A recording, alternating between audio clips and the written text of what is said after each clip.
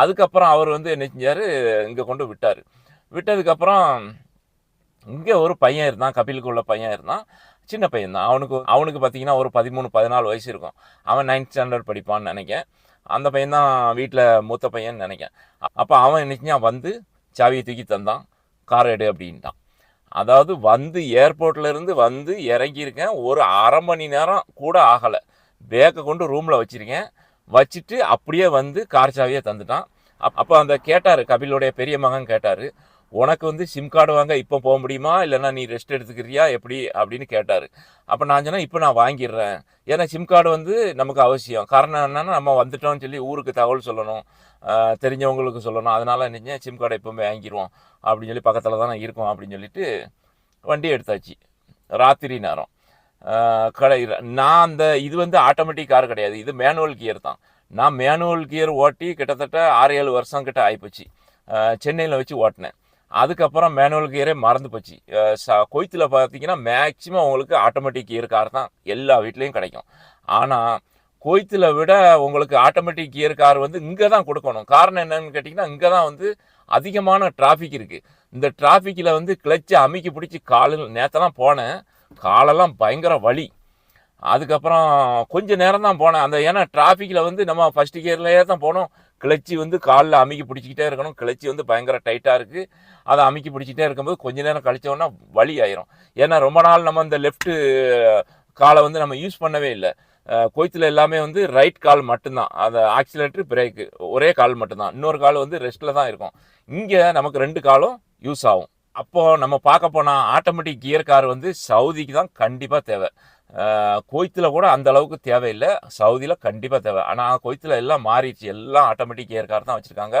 அதே மாதிரி எல்லா காருமே மேக்சிமம் அலாய் வீல் தான் இருக்கும். இங்கே பார்த்தா அந்த பழைய காலத்து வீல், அந்த வட்ட வீல், இரும்பு வீல் தான் இருக்குது. இங்கே நிறைய கார்களில் பார்த்துட்டேன், பழைய மாடல் இன்னும் மாறவே இல்லை, அப்படி தான் இருக்குது. அந்த சவுதி, பழைய சவுதிங்கிறது ஓரளவுக்கு அப்படி தான் இருக்குது. ஆனால் சின்ன சின்னதாட்டு சேஞ்ச் பண்ணியிருக்காங்க. அதெல்லாம் இன்னும் போக போக என்னங்கிறது தெரியும், நான் அப்டேட் பண்ணுறேன். அதுக்கப்புறம் நான் அந்த பையன் கூட ஏதோ ஒரு மாதிரி ஒரு 3 இடத்துல ஆஃப் ஆகிட்டு வண்டி. அது ஏன்னா வந்து எவ்வளோ பெரிய டிரைவராக இருந்தாலும் ஃபஸ்ட்டு கொஞ்சம் செட் ஆகிறதுக்கு கொஞ்சம் டைம் ஆகும். இங்கே வந்து வந்தவுடனே எதிர்பார்ப்பாங்க, நல்ல ஓட்டணும், பலமாக ஓட்டணும் அப்படின்னு சொல்லி எதிர்பார்ப்பாங்க. அந்த அளவுக்கு வராது, கண்டிப்பாக வராது. அந்த ரோடு வேகத்தடை எங்கே இருக்குதுன்னு தெரியாது, பள்ளம் மேடு எங்கே இருக்குதுன்னு தெரியாது, எங்கே கட்டிங் வருது, எந்த ரோடு எக்ஸிட் போகுது, எது உள்ளே வருது, அதெல்லாம் தெரியாது. அப்போ அதெல்லாம் கொஞ்சம் அப்படியே நம்ம படிக்கிறதுக்கு கொஞ்சம் டைம் ஆகும். நான் வந்து ஏற்கனவே ஊரில் எனக்கு ரொம்ப போகிறமே, என்னடா செய்ய ரியாத் வந்து ரொம்ப டிராஃபிக்காக இருக்குமே, என்ன பண்ணோம், இங்கே ஒரு சின்ன ட்ரைனிங் மாதிரி எடுத்துகிட்டு போயிடலாமா, இல்லை டிரைவிங் ஸ்கூலில் போகலாமா, இல்லை வேறு யார்கிட்டையாவது கார் வாங்கி ஓட்டலாமா அப்படிங்கிற பல எண்ணம் இருந்துச்சு. அப்போ ஒரு நண்பர்கிட்ட கேட்டேன், சவுதியில் இருந்த நண்பர் தான், அவர் ஊருக்கு வந்திருந்தார். அப்போ அவர்கிட்ட கேட்டேன், இந்த மாதிரி எனக்கு ஒரு மனசுக்குள்ளே ஒரு குழப்பம் இருக்கு அப்படின்னு சொல்லி கேட்டேன். அதெல்லாம் நீங்கள் கவலைப்படாதீங்க, நீங்கள் போய் ஒரு 2 நாள் மட்டும் கொஞ்சம் அப்படி இப்படி இருக்கிற மாதிரி இருக்கும், அதுக்கப்புறம் உங்களுக்கு செட் ஆயிரும். அந்த அளவுக்குலாம் டிரைவருக்கெலாம் வந்து ஒரு டிரைவராக இருக்கிற ஆள் வந்து எங்கே போனாலும் கார் ஓட்டிடுவாங்க. ஆனால் நீங்கள் சொல்கிற மாதிரி கொஞ்சம் லைட்டாக தடுமாற்றம் இருக்கும், கொஞ்சம் ஸ்லோவாக போயிட்டு அதுக்கப்புறம் நீங்கள் ஒரு நாள் 2 நாளில் நீங்கள் அழகாக கற்றுக்கலாம். அதுக்கப்புறம் பலமாக வண்டி ஓடும். அதை பற்றி நீங்கள் ஒரியே பண்ணாதீங்க அப்படின்னு சொல்லி சொன்னார். அதுக்கப்புறம் அந்த ஊரில் நான் காரை வாங்கி ஓட்டுற அந்த ஐடியா விட்டுட்டு சரி போய் பார்த்துக்கிடுவோம் என்ன தான் நடக்குது அப்படின்னு சொல்லிட்டு. அதே மாதிரி இங்கே வந்தால் 3 தடவை ஆஃப் ஆகிட்டு. அந்த ராத்திரி நேரம் சிம் கார்டு வாங்க போகும்போது, சிம் கார்டுங்கன்னா அக்கம் பக்கத்தில் எங்கேயாவது கிடைக்கும் போல இருக்குது அப்படின்னு நினச்சி போனால், அது 12 கிலோமீட்டருக்கு எஸ்டிசி அங்கே கூப்பிட்டு போயிட்டாங்க. அப்துல் அசீஸ் ரோடு நினைக்கிறேன், அந்த பக்கம் கூப்பிட்டு போயிட்டு, அதுக்கப்புறம் அங்கே போயிட்டு சிம் கார்டு வாங்கிட்டு, சிம் கார்டு வாங்கினேன். வாங்கிட்டு எவ்வளோ வாங்கினேன், அதில் 500 ரியால் கொடுத்தாருல. நான் ஏற்கனவே ஊர்லேருந்து வரும்போது 8000 சில்லற ரூபா மாற்றி வச்சுருந்தேன். மாற்றி அப்போ 375 ரியால் வருது சவுதி ரியாலுக்கு. அது இருக்கட்டும், நமக்கு போனவுடனே அவங்க ரூபா தருவாங்க, தரமாட்டாங்க, இல்லை பார்க்க முடியாது, நம்ம பட்னியாக கிடக்க முடியாதுல்ல.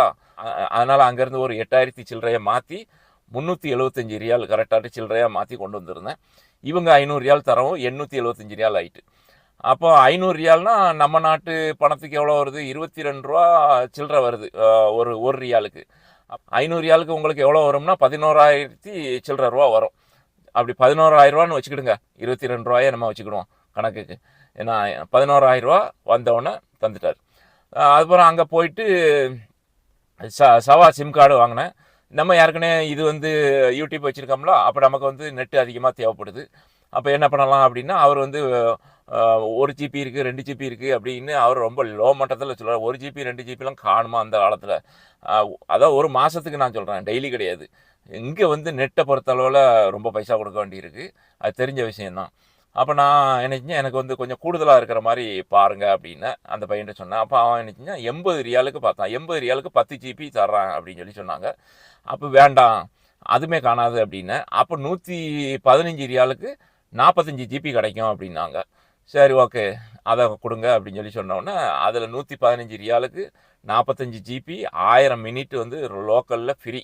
ஏன்னா அந்த மாதிரி ஒரு சிம் கார்டை வாங்கிட்டு வந்தாச்சு. சரி, எக்ஸ்ட்ரா தேவைப்பட்டுச்சுன்னா மறுபடியும் நம்ம தேவைப்பட்டுச்சுன்னா ரீசார்ஜ் பண்ணிக்கலாம் அப்படிங்கிற ஐடியாவில் அந்த சிம்மை வாங்கிட்டு வந்தேன். வாங்கிட்டு வந்து வீட்டில் ராத்திரியெல்லாம் தகவல்லாம் சொல்லியாச்சு.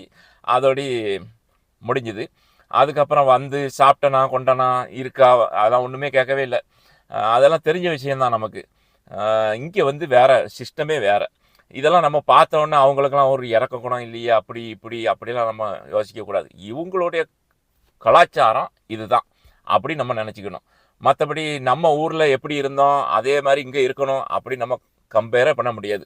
நம்ம ஊர் டோட்டலாக வேறு, இங்கே உள்ள இது வேறு. நான் ஏற்கனவே இருந்து அனுபவப்பட்டதுனால நான் அவங்கள்ட்ட எதையுமே எதிர்பார்க்கலை. அப்போ அவங்கள்ட்ட வந்து சாப்பாடு எதுவும் இருக்கா அப்படிங்கிற மாதிரி நானாகவே கேட்டேன். கேட்டவுடனே அப்போ சாப்பாடு நீ வந்து ஹோட்டலில் எங்கேயாவது வாங்கி சாப்பிட்டுக்கோ அப்படின்னு அந்த பையன் சொன்னான். அதுக்கப்புறம் கொஞ்ச நேரம் கழித்து முதலாளியமாக ஃபோன் போட்டாங்க. ஃபோன் போட்டு உனக்கு சாப்பாடு வேணுமா எப்படி அப்படின்னு சொல்லி கேட்டாங்க. அப்போ நான் சொன்னேன், சாப்பாடு என்கிட்ட இருக்குது. அதாவது ஊர்லேருந்து எனக்கு சப்பாத்தி செஞ்சு கொடுத்தாங்க. அதை பாம்பே ஏர்போர்ட்டில் சாப்பிட்றதுக்கு. பாம்பே ஏர்போர்ட்டில் நமக்கு சாப்பிட முடியல, வழியில் வேறு எங்கேயும் சாப்பிட முடியல. அந்த சப்பாத்தி இங்கே கொண்டு வந்தாச்சு. சப்பாத்தி அதுக்கு உருளைக்கிழங்கு பொரியல் மாதிரி வச்சுருந்துச்சு. அப்போ அந்த சப்பாத்தி இங்கே இருந்தோடனே அந்த சப்பாத்தியை 3 சப்பாத்தி 2 பார்சல் இருந்துச்சு. ஒரு பார்சல் சப்பாத்தி ஒன்றும் ஆகாதுல்ல, ஒரு பார்சலை பிரித்து அதை 3 சப்பாத்தியும் உருளைக்கிழங்கையும் வச்சு ராத்திரி சாப்பிட்டுட்டு அதுக்கப்புறம் படுத்தினேன். அதோடு முடிஞ்சுது. அப்போ அவங்க சொன்னாங்க, நாளை காலையில் 6 மணிக்கு டியூட்டி அப்படின்னு சொல்லி சொன்னாங்க. காலையில் 6 மணிக்கு ஸ்கூலுக்கு போயாச்சு. ஸ்கூல் போன அந்த வீடியோ நான் ஏற்கனவே நான் போட்டிருக்கேன், அதை நீங்கள் பார்த்துருப்பீங்க. இதுதான் நான் வந்த கதை. அதுக்கப்புறம் இங்கே இருந்தார்ல பழைய டிரைவர், அவர் கதை என்ன ஆச்சுன்னு சொன்னால், அவரை ஒரு இடத்துல அதாவது சவுத் ரிங் ரோடு அந்த இடத்துல ரொம்ப தூரம் தள்ளி போய் விட்டுட்டு வந்தேன். ஒரு 25-30 கிலோமீட்டர் இருக்கும். அங்கே போய் நான் விட்டு வந்தேன். வந்தவுடனே காரு கிடச்சதே பெரிய விஷயம். இருந்தாலும் எனக்கு தடுமாற்றம்லாம் வரலை. ஏற்கனவே குவைத்தில் ஓட்டியாச்சு, அப்புறம் சவுதியில் நம்ம ஓட்டியாச்சு. அப்படிங்கும்போது நமக்கு 25 கிலோமீட்டர்னால் அங்கே ரியாத்தை பொறுத்தளவில் அது பெரிய விஷயம். நிறைய டிராஃபிக் அது இது இடைஞ்சல்லாம் நிறைய வரும். அப்படி இப்படி அடித்து ஓட்டி கொண்டு போய் அந்த பையனை இறக்கி விட்டு வந்தேன். அப்போ இறக்கி விட்டு வந்தோன்னா 2 நாள் கழித்து அந்த பையன், சென்னை பையன் ஃபோன் போட்டான். ஃபோன் போட்டு, அண்ணே வந்து வீட்டில் கொஞ்சம் பிரச்சனையாக இருக்குது, ஒரு பையன் மட்டும் ரொம்ப குடைச்சல் கொடுத்துக்கிட்டே இருக்கான் அப்படின்னு சொல்லி சொன்னார். என்னப்பா குடைச்சல் கொடுக்கான் அப்படின்னு சொல்லி கேட்டேன். காரை வந்து நீ ஒழுங்காக கழுவலை, அதே மாதிரி தோட்டத்துக்கு தண்ணி ஊற்ற சொன்னேன் ஊற்றலை, அப்படி இப்படின்னு சொல்லி ரொம்ப வந்து ப்ரெஷர் கொடுக்குறான், ரொம்ப பேச்சே சரியில்லை அப்படின்னு சொல்லி அந்த பையன் சொன்னாப்புல. அப்போ நான் சொன்னேன், தம்பி இது வந்து உனக்கு 2வது 3வது நாள் தான், நீ வந்து மாறுறதா இருந்தால் இப்போவுமே மாறிக்கோ. நீ அதுக்கப்புறம் அங்கே இக்காமெல்லாம் சேஞ்ச் பண்ணிவிட்டு அங்கே கடந்து டெய்லி உனக்கு சித்திரவதையாக இருக்கும், உனக்கு செட் ஆகாது. அதனால் உனக்கு மன கஷ்டமாக இருக்கும், பார்த்துக்கோ. அதனால் முடிஞ்சால் அடுத்தால ஏதாவது பண்ணால் நீ மாறுறதுக்கு உண்டான முயற்சியை பண்ணு, ஏன்னா மாட்டிக்கிட்டேன்னா அப்புறம் வெளியே வர முடியாது அப்படின்னு சொல்லி அட்வைஸ் கொடுத்தேன். அதுக்கப்புறம் என்னாச்சு, மறுநாள் அந்த பையன் ஃபோன் போட்டான். ஃபோன் போட்டு, அண்ணே எனக்கு மறுபடியும் குடைச்சல் கொடுக்காங்க, பிரச்சனையாக இருக்குது அப்படின்னு சொல்லி சொன்னான். நான் அங்கேருந்து நான் விட்டுட்டு போகிறேன் அப்படின்னு சொல்லிட்டு அந்த இடத்த அந்த பையன் விட்டுட்டு, அதுக்கப்புறம் வேறு பழைய இடத்துல ஒரு கம்பெனியில் ரூமு இருக்குதுன்னு சொல்லி அவங்க ஃப்ரெண்டெல்லாம் இருக்காங்க. அப்போது உங்கள் இடத்துல தங்க முடியுமா அப்படின்னு சொல்லி கேட்டார். அப்போ நான் சொன்னேன், நான் புதுசு, இப்போது உன்னையே அங்கேருந்து அனுப்பிட்டாங்க. இப்போ நான் உன்னைய கொண்டு வந்து தங்க வச்சாலும் அந்த பையன் வந்து கதவை தட்டிக்கிட்டு இருக்கான், இப்போ நீ இருக்கிறது தெரிஞ்சதுன்னு சொன்னால் எனக்கு பிரச்சனையாகும். அதனால் ஒரு வார்த்தை கபிலுக்கோ ஓனர் அம்மாக்கோ இல்லை ஓனர் அம்மாவோட பையனுக்கோ யாருக்காவது ஒரு ஃபோன் போட்டு, நான் அந்த மாதிரி ஒரு நாள் அங்கே தங்கிக்கிறேன் அப்படின்னு சொல்லி ஒரு பெர்மிஷனை வாங்கிரு. ஏன்னா எனக்கு இன்னும் இக்காம அடிக்கலை, லைசன்ஸ் வரல, எல்லாமே பிரச்சனையில் இருக்குது. வந்தவொடனே எனக்கு கெட்ட பேர் வாங்கக்கூடாது, அதனால் நீ தப்பாக நினச்சிக்கிடாத தம்பி அப்படின்னு சொல்லி சொன்னேன். இல்லை அவங்கள்ட்ட கேட்டால் அவங்க சம்மதிக்க மாட்டாங்க அப்படின்னு சொல்லி சொன்னார். அப்போ அவருக்கே சம்மதிக்க மாட்டாங்கன்னா அப்போ வந்து நான் ரூமில் வச்சா அப்போ என்னையை சம்மதிப்பாங்களா? சம்மதிக்க மாட்டாங்க. அதனால் அதுக்கப்புறம் சரிண்ணே நான் வந்து பார்த்துக்குறேன் ஏதாவது அப்படின்னு சொல்லிட்டு அவர் அந்த பழைய கம்பெனி ரூமில் போயிட்டு அங்கே போய் தங்கிட்டார். அதுக்கப்புறம் ஃபோன் போட்டார், உங்கள் பக்கத்து வீட்டில் ஏதாவது வேலை இருந்துச்சுன்னு சொன்னால் கொஞ்சம் கேட்டு சொல்லுங்கள் அப்படின்னு சொல்லி சொன்னார். அவரை பார்க்கலான்னு பார்த்தா பார்க்கவே முடியல. அவர் இப்போ இன்ன வரைக்கும் வேலை இல்லாமல் தான் இருக்கார் போல இருக்குது. சரி பார்ப்போம், ஏதாவது அவருக்கு வேலை கிடைக்கும்னு நினைக்கேன். சவுதியில் இப்போ கிடைக்குது, எல்லா இடத்துலையும் இருக்குது. ஆனால் நம்ம ஆள் பழக்கம் வேணும். ஆள் பழக்கம் இருந்துச்சுன்னா டக்குன்னு ஒரு ஃபோனை போட்டு எனக்கு பிரச்சனையாக இருக்குது, இந்த மாதிரி ஏதாவது ஒரு வீடு பாருங்கள் அப்படின்னா யாராவது ஒரு தகவல் கொடுப்பாங்க. ஆள் பழக்கம் இல்லை அப்படின்னு சொல்லி சொன்னால் தனிமரமாக தான் இருக்கணும். சவுதியை பொறுத்தளவில் நமக்கு ஃப்ரெண்டு கண்டிப்பாக வேணும். ஏதாவது ஒரு ஆளாவது வேணும். ஒரு ஆத்திரம் அவசரத்துக்கு அவரை கான்டாக்ட் பண்ணுறது, அவரை போய் தங்குறது, பண உதவியாக இருக்கட்டும், அவர் ரூமில் போய் தங்குறதா இருக்கட்டும், இந்த மாதிரி விஷயங்களுக்கு கண்டிப்பாக ஒரு ஆள் இருந்துச்சுன்னா நமக்கு வந்து நல்லது. யாருமே இல்லை அப்படின்னு சொல்லி சொன்னால், இப்போ நான் வந்தேன், வந்துட்டு அன்னைக்கு ராத்திரியே வந்து நீ காலி பண்ணிக்க அப்படின்னு சொல்லி கபில் சொல்லிட்டாரு. அந்த பையன் எங்கே போவான்? நீங்களே யோசனை பண்ணி பாருங்க.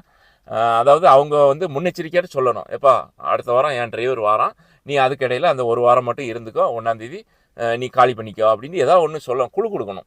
அப்போ அப்படி சொன்னோம்னா அவர் வந்து அதுக்கு தகுந்த மாதிரி அந்த ஒரு வாரத்துக்கு முன்னாடியே ரெடி பண்ணுவார். திடீர்னு சொல்லும்போது யாராக இருந்தாலும் பதட்டமாயிரும். ஏன்னா அவங்களுக்கு வந்து மைண்டு வேலை செய்யாது. அப்போ அந்த நேரத்தில் அப்போ அவருக்கு வந்து ஃப்ரெண்டு ரூம் இருந்தால் தான் ஒப்பேறும். இல்லைன்னு சொன்னால் அவர் எங்கே போவார்? யோசனை பண்ணி பாருங்கள். அதனால் ரொம்ப கஷ்டம். ஒவ்வொரு ஆளையும் பிடிச்சி புது ஆள்கிட்ட தொங்கிட்டு கிடக்கணும். ஏன்னா அந்த மாதிரி நிறைய விஷயம் இருக்குது. சரி, இப்போ நம்ம வந்து வீட்டுக்கு போயிட்டு அடுத்தால என்ன நடக்குது அப்படிங்கிறத பார்க்கலாம் வாங்க.